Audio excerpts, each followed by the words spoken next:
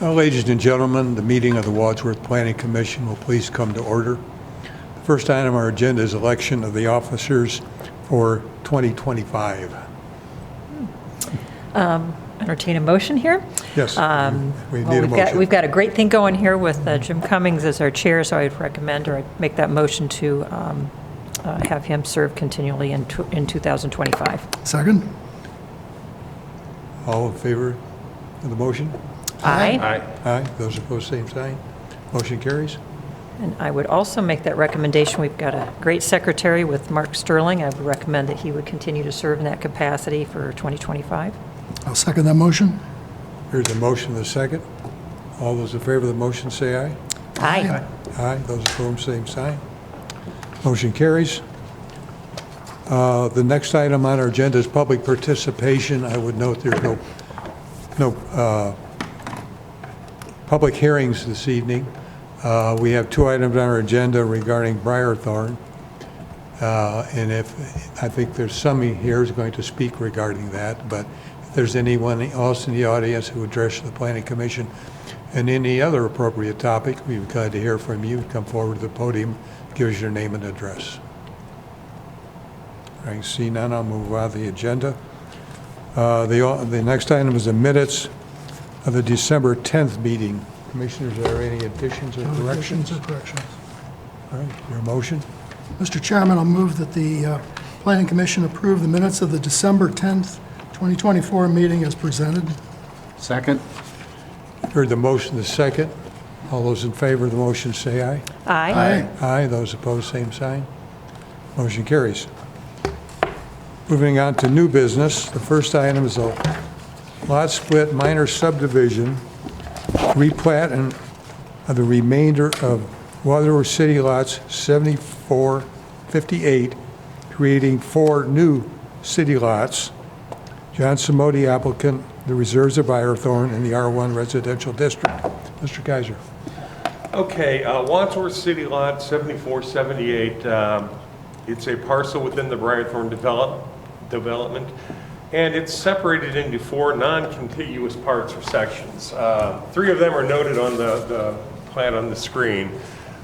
There's a large portion to the northeast. That's where the Briarthorn project will be finished. There is a leftover parcel here off of, I believe that's Fieldcrest Drive, set aside for a single-family condo.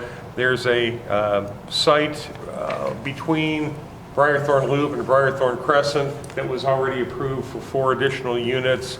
And if we go back, there is also one stray parcel, or one stray block, I should say, on Aspen Key Court, which is again another one of the building sites that has already been approved. So at this point, these 4 segments range in size from 1/10 of an acre to 8.4 acres. These lots, these disjointed lots, exist as a result of the previous condo declaration and planning process, because as each unit or units get platted, turned over to the county, they get their own tax ID numbers.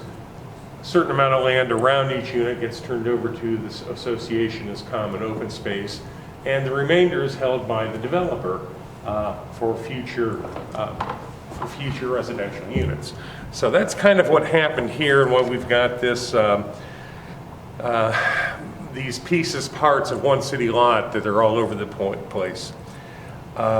What the applicant would like to do is basically subdivide city lot 74, 78 into 4 parcels that that are reflected here on the plan. Benefit to doing that is that he could take a few of those parcels, sell them off to another home builder, and allow them to finish. And he would still own the bulk of the land where he's got to finish certain improvements. As this continues to develop in the future. The benefit of approving a plat, one, it cleans up the records at the county, also cleans them up here at the local level. And again, that would allow the applicant to sell off one or two of the smaller pieces in which 90% of the improvements are already completed, so that someone could build a home or condo on that site, and then just turn it over to the association once it's done. In general, I've reviewed this at great length with our engineering department. Also, Tom Morris from Economic Development's been in on a lot of these conversations, but we don't really have a concern with what's being proposed, because what we're finding out is that in the future, the actual home builder may not be the same party as the developer. Since its inception in '92, it's always been that the owner of Briarthorn, the developer of Briarthorn, and the builder of the homes within Briarthorn was the same party. That may not hold true anymore. And in fact, one of the problems we've seen with one person being both the developer and homeowner is that if it takes about 6 to 8 months to build a new single-family home, and we only have one person building homes, and they build them basically custom when they get an order, you could only get 2 to 3 homes built a year. And I think that's probably one key reason why 33 years after the fact, this development is still unfinished. So the developer could still hold on to land, and portions of it could be sold off to a developer who would then start construction of certain homes. That's going to be the second case we talked about later here tonight. So in general, I think there's not too many public improvements involved with this. Most of the improvements that serve this development are all private, which is another issue that we'll talk about, because our public improvements are addressed fairly well through the subdivision regs, in that they have to be completed or the city takes financial guarantees for them. When it comes to private improvements, the city doesn't want to be the bank for the developer. Furthermore, when we actually have public improvements, we have the right to go on there and make them. With private improvements, it's a little trickier.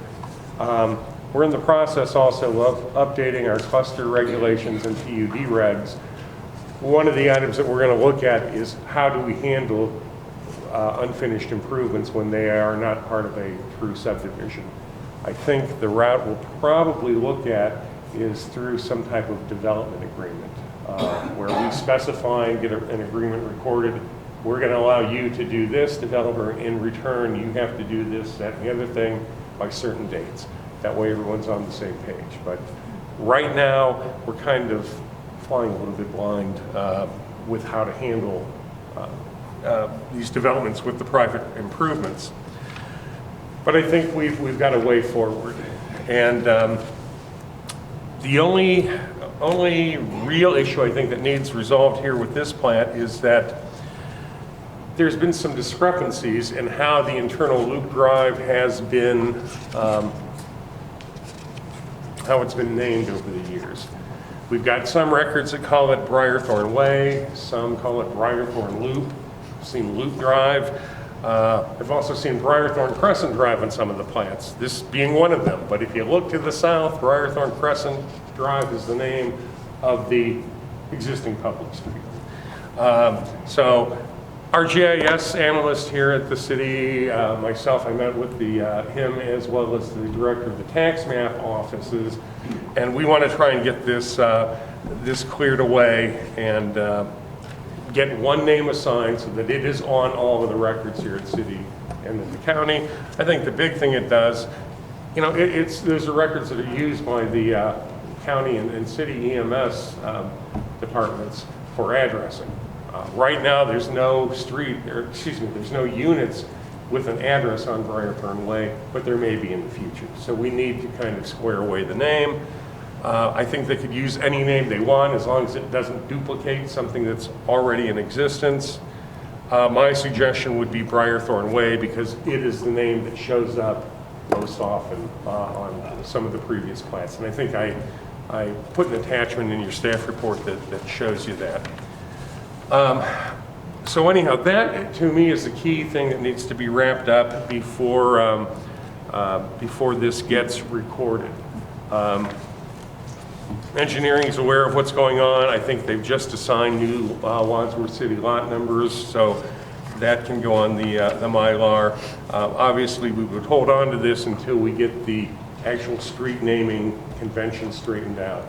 But once we create this plat can be recorded to create 4 separate lots, 1 lot for each of the remnant portion of 74, 78 that currently exists.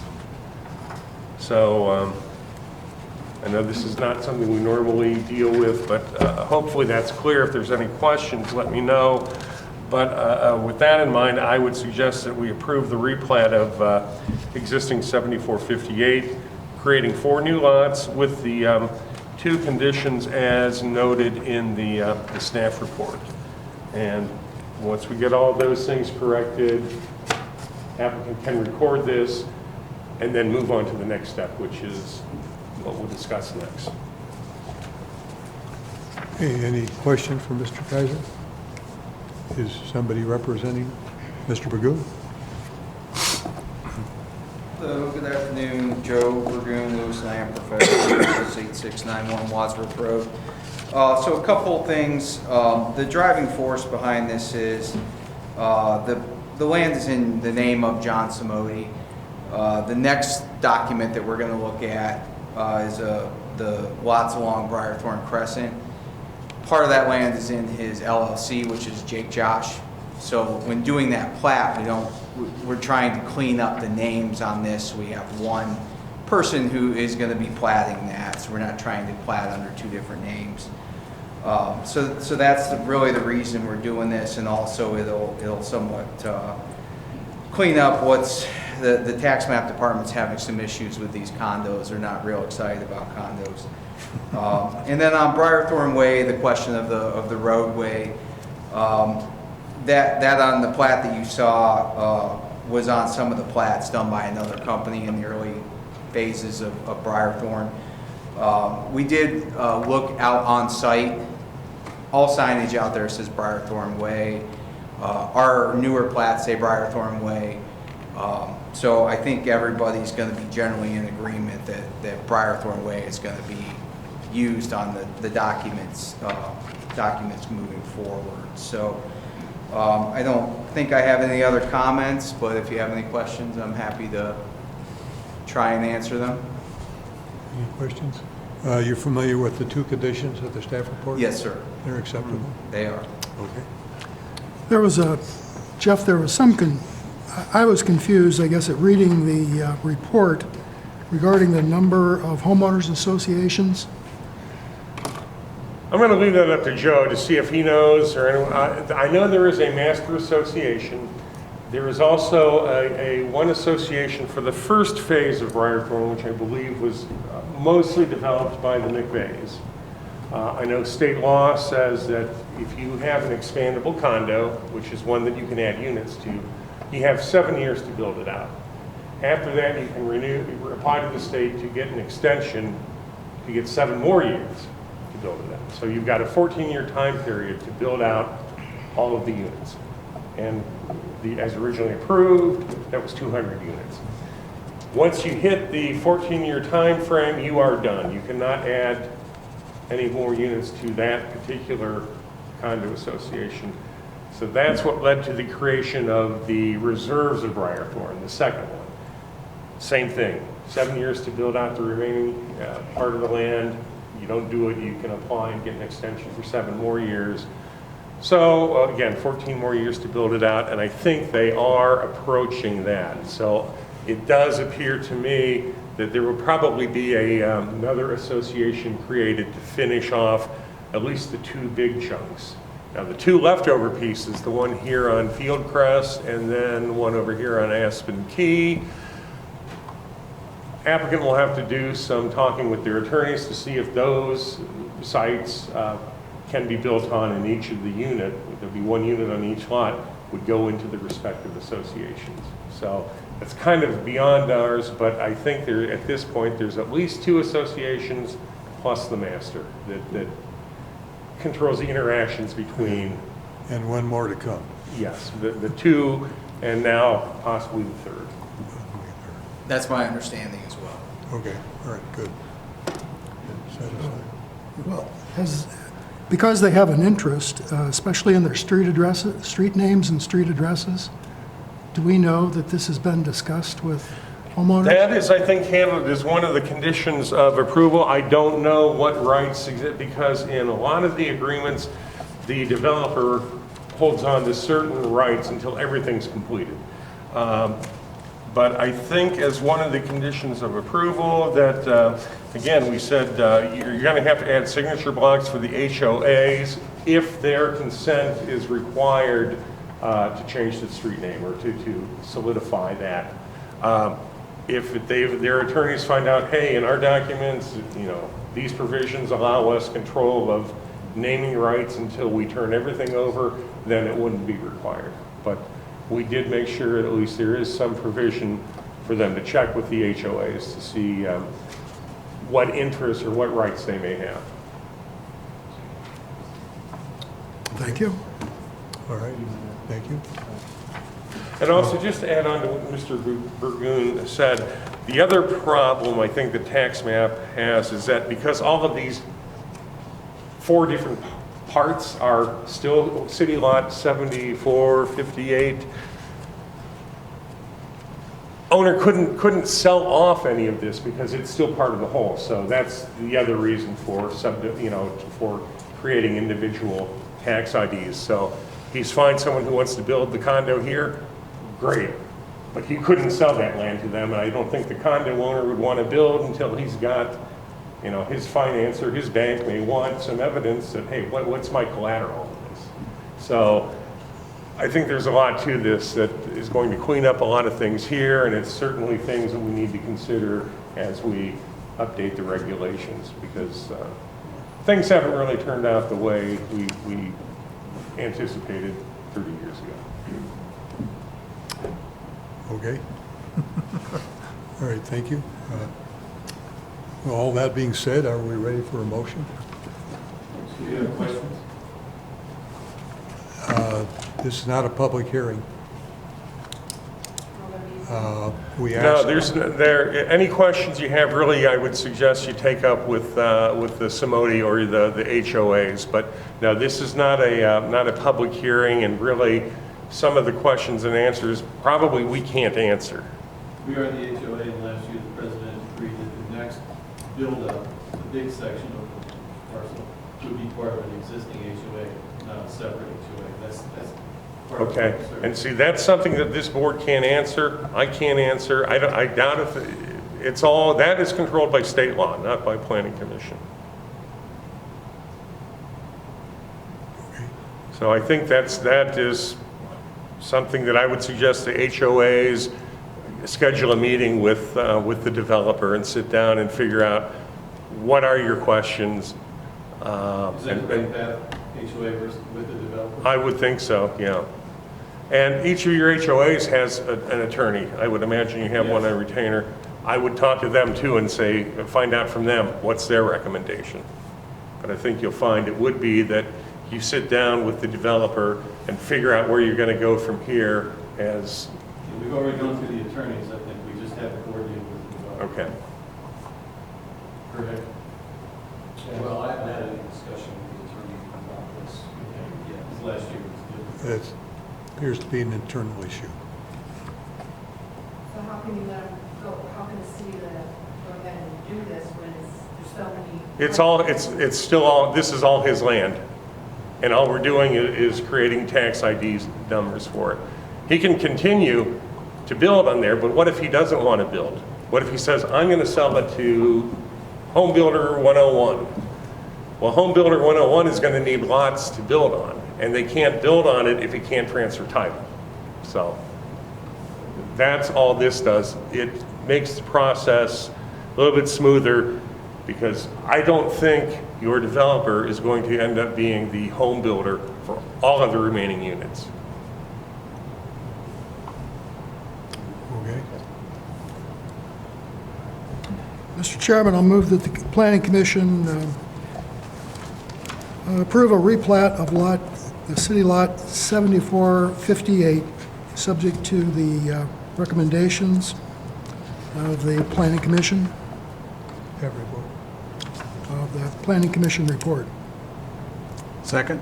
All right, you've heard the motion, the second, and is there any further discussion? All those in favor of the motion say aye. Aye. Aye. Aye. Aye. Those opposed, same sign. Motion carries. There's some internal issues within your responsibilities that you need to work that out. That's not something the planning commission get involved. We just didn't want you to assume there'd be a third HOA when Well, that's why I explained how my understanding of condo, the state condo laws are. Even though he told you they're not going to be anymore, he may have no choice. But that's, again, that's a legal issue that you should discuss with your attorney and then John Simodi and his attorneys. Yeah, if the 14-year rules, and this has been going on for 30-some years, it sounds like there's going to be... Sounds like they may have to, They're- and they may again, have unless to there by has state been law. changes to the state law. By so state it's- law. That has nothing to do with Do you us. have a 7-year extension? Do you know when the reserves of Briarthorn, when that 14-year window is? I do not. That's something the developer and his attorney would have. Okay. All I know is that this phase was approved about 2006. So when they actually started the improvements and started building the some of the units, may have been a few years after that. That's why I raised that flag, is that you might be approaching the end of that 14-year period for the reserves. Okay, moving on. The second item on our agenda is a subdivision plat creating 12 building sites in the reserves of Briarthorn. John Simodi, applicant in the R1 residential district. Mr. Kaiser. Okay. Upon approval and recording of the replat of 7458, the applicant would like to create 12 building lots that again would be sold to a home builder to finish. 3 of the lots involve this parcel here, the one that would be created from 7478 split. That would be about 1.14 acre parcel. And here's what would be proposed. I'm not sure if I can shrink this down enough. Here we go. So you can see this is the one parcel that's between Briarthorn Crescent and Briarthorn Loop. Applicant would create 3 buildable building lots on that parcel. There's also a freestanding parcel, City Lot 9627, which exists on the south side of Briarthorn Crescent. Mr. Burgoon noted that this was the property that was owned by an LLC named J. Josh. Okay, they would sell this, and the new home builder would construct 9 units here. So we'd have 12 additional units. In general, the proposed lot split subdivision creating these building sites do comply with the general plan that was last approved in 2006. I believe in your packet I attached some of those drawings. This piece to the north showed up to 4 units being constructed. We're down here, I believe they showed up to 10 units could be built. So we're doing 3 and 9, 12 is within that requirement. Again, so what's being done here does conform to the approved general plan.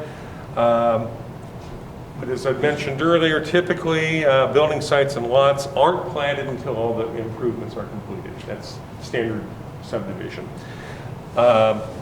In this case, most of the improvements are all going to be private, and that's consistent with the other improvements through all the previous phases of Briarthorn. With respect to these 3 units on the north side of the Crescent, pretty much all of those improvements are in place. I think there's a small water line extension that needs to be constructed. If you look at your plat, there is a grading plan has been approved. The developer will be putting in a small detention basin to serve these 3 units. They'll also be installing water line laterals, and those will go south to Briarthorn Crescent. That's where the water line's located. So there's a few things that he needed to do to finish this. And the developer would like to get these platted so he can sell the lots to the home builder, who intends to pull permits as soon as possible to create basically 3 model homes at this time. Regarding these 9 units to the south, a grading plan has been approved. Private improvements have not yet been completed because before the civil plans can be signed off, we're waiting for basically some approval from OEPA that the water line for that section is approved by them. I believe that approval just came through on Friday the 10th.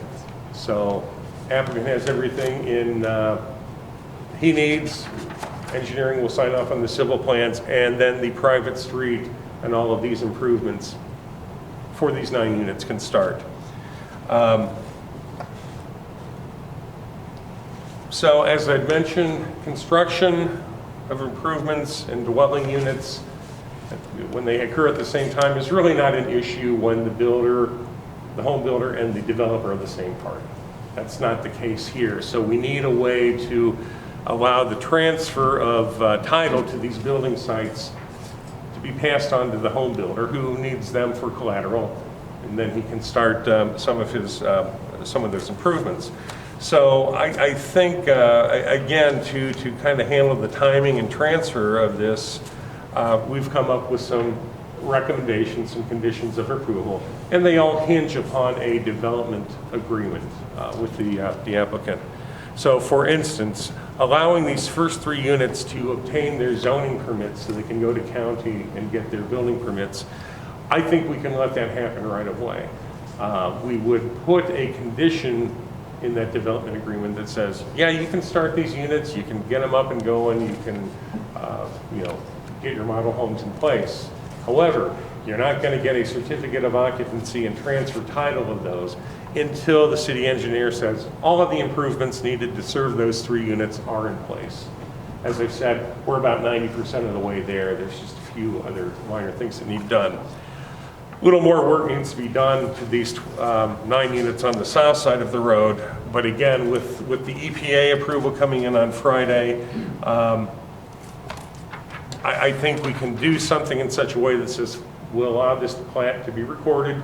You can sell those lots, but these 9 units on the south side of the road, you're not going to get any building permit until these improvements, the roadway, utilities, are substantially constructed, so you can actually tie into them. And then, again, tying in the certificate of occupancy to the final completion of all those things. So it's not as smooth, not as easy as it would be with a standard subdivision, certainly not as easy as it would be when we have a developer and homeowner who are the same parties. But I think this is kind of the way things are going to be happening in the future, and I think we need to do what we can to sort of help the process along so it doesn't take another 24 years to get these last 48 units constructed. I would just close with, there are a couple things from the past involving certain improvements that we've discussed at this commission last year. One of them is the turn lane on Akron Road. That hasn't gone away. Applicants aware of that. When the time comes, they're not going to get any permits for the largest part of this development. That's this 8 acres up here, until that roadway is either constructed or is constructed in conjunction with these improvements. Did speak to the city engineer, and we are holding some cash for that improvement. The applicant has paid a proportionate share of that improvement. Basically, they've put in money to cover 12 of the 48 units. And the 12 units obviously are the ones that they propose to plant here. So there is there is some money in place. They're working on getting ODOT approval of those plans so that we can get that constructed. But that is an improvement that will be under construction, I would think, by late spring. And so it's gotta happen. The other thing involves the internal walkway around Loop Drive. If you know, we had a big discussion on that several months ago. That hasn't gone away. That is still a requirement. I think we gave the developer a chance. It's like, if you can get 75% of each of the homeowners to agree not to put that in, we will consider it.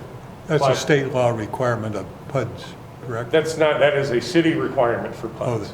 So okay, city we have required it, and we still are going to require it. Right now, it exists, let me see. It basically exists all the way up to Heron Bay here. So he would have to finish it along Briarthorn Way up to where it currently stops, and then obviously continue it into this phase as well. But the issue with the public walkway doesn't come into play with these 3 units here, because it already exists on the other side of the street. So those 2 issues are still in the mix. They're going to still have to be dealt with by the developer before we move on to anything other than these 12 units. And the reason that is because pretty much all of the improvements needed for these 12 units are already in place. The big part, the 8 acres left there to the north, that's when we're going to have everything tied down before we start issuing permits to allow that to build. So anyhow, that's really the basis of this report. I would recommend approval of the 12 new building lots with the 3 conditions in the staff report. And I did on your at a final, did amend the report. We talk about what needs to be included on the development agreement. That development agreement needs to be in place and recorded prior to or with the plat, because it has to be referenced on this plat so that anyone buying any of these building sites knows, I'm going to get a permit for this. I'm not going to get a permit for these lots until these things are done.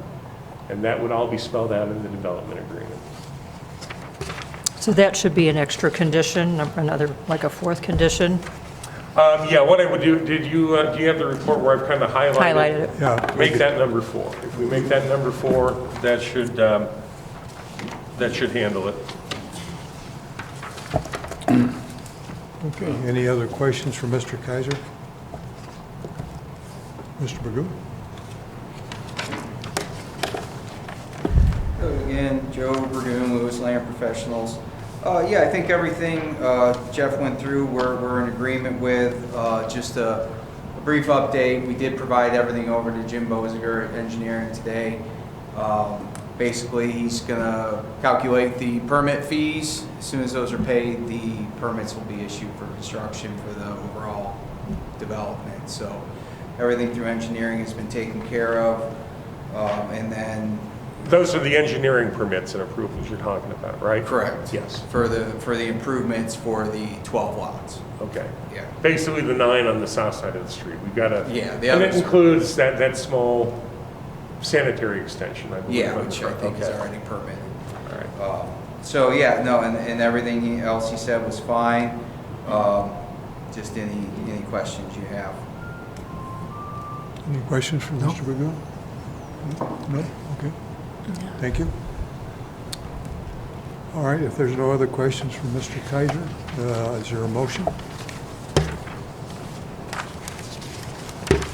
Mr. Chairman, I move that the Planning Commission approve the subdivision plat creating 12 new building sites in the reserve of Briarthorn on behalf of John Samodi applicant in our R1 residential district, subject to the now 4 recommendations in the staff report.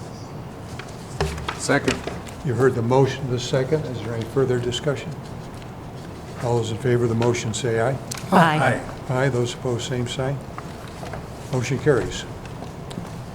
Mr. Kaiser, is there anything else? Next meeting is in 2 weeks, January 27th. We have 2 new cases, and I'll find out later tonight, we might have one zoning amendment to put on the agenda Okay. as well. You'll let us know. Yes.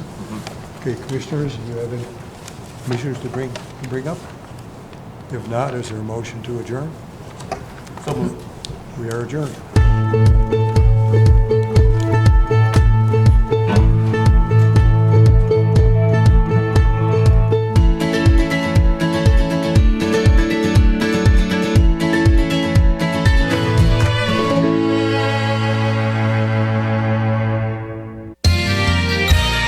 You are watching WCTV, Wadsworth Community Television.